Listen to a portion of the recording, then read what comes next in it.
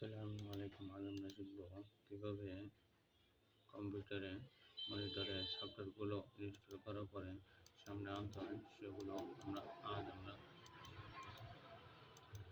যার জন্য আমরা দেখা গেছে একটা সফটওয়্যার বারবার ইনস্টল করি না বুঝে, কিন্তু আমাদের যে সেটিংয়ে একবার ইনস্টল করার পরে হয়ে যায়, সেটা আমরা না বুঝে বারবার ইনস্টল করি।